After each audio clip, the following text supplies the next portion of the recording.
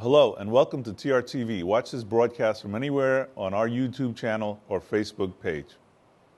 On December 11th, 2020, the 60th Security Force Squadron, in collaboration with Easy Aerial, a leading provider of autonomous drone-based monitoring solutions, launched the first automated drone-based perimeter security system for the United States Air Force at Travis Air Force Base, California. The Small Unarmed Aircraft Initiative redefines on-base perimeter security systems to potentially advance warfighting capabilities, enhance strategic deterrence, and foster full-spectrum readiness across the Air Force.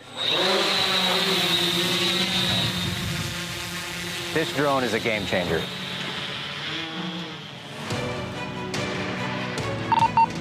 Just to confirm.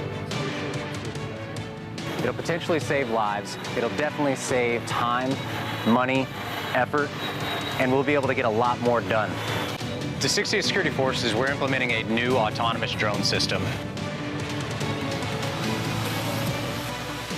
So our ultimate goal with this drone system is to ensure we always have an eye in the sky. Whenever we have a major response or an alarmed response, perimeter security situation, we can throw the drone up in the air, have it get to the scene before our defenders do, and it'll tell our defenders what they're about to pull up on. So we ensure that their safety is the first thing in our minds.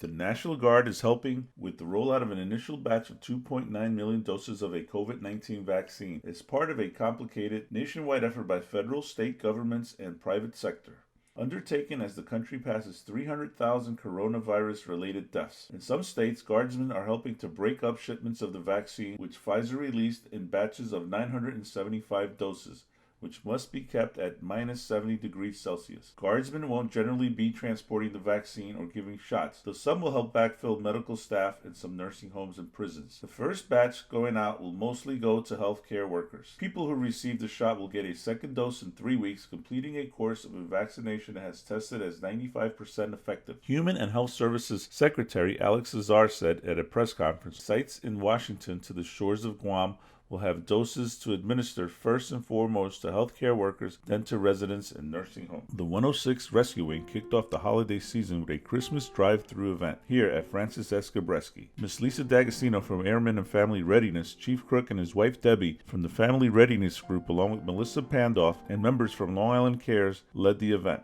We are trying to do something safe for the kids because we could not do our normal holiday lunch with Santa due to COVID-19, said Ms. Lisa D'Agostino. We celebrate the accomplishments of Dr. Martin Luther King on the third Monday of January. Martin Luther King Day was first celebrated in 1986. Martin Luther King Jr. was born on January 15, 1929 in Atlanta, Georgia, the second child of Martin Luther King Sr., a pastor, and Alberta Williams King, a former school teacher. Although he had not intended to follow in his father's footsteps by joining the ministry, he changed his mind under the mentorship of Moorhead's president, Dr. Benjamin Mays, an influential theologian and outspoken advocate for racial equality. After graduating in 1948, King entered Crozer Theological Seminary in Pennsylvania, where he earned a Bachelor's of Divinity degree, won a prestigious fellowship, and was elected president of his predominantly white senior class. Later that year, Martin Luther King Jr. worked with a number of civil rights and religious groups to organize the March on Washington for Jobs and Freedom, a peaceful political rally designed to shed light on the injustices African Americans continue to face across the country. Held on August 28 and attended by some 200,000 to 300,000 participants, the event is widely regarded as a watershed moment in the history of American civil rights movement and a factor in the passage of the Civil Rights Act of 1964. The March on Washington culminated in King's most famous address, known as the I Have a Dream speech, a spirited call for peace and equality that many consider a masterpiece. Standing on the steps of the Lincoln Memorial, a monument to the president who a century earlier had brought down the institution of slavery in the United States, he shared his vision of a future in which this nation will rise up and live out to its true meaning of its creed. We hold these truths to be self-evident, that all men are created equal. After years of campaigning by activists, members of Congress, and Dr. King's wife, Coretta Scott King, among others, in 1983, President Ronald Reagan signed a bill creating a U.S. federal holiday in honor of Dr. King.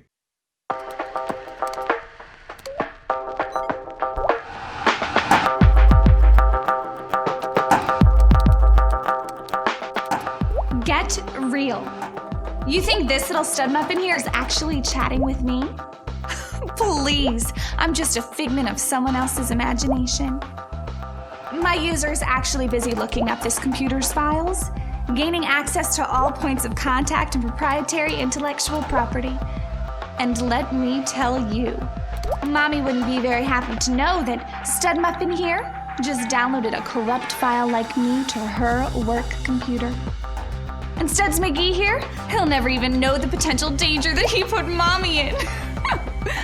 Oh, and I won't be showing up for our hot date.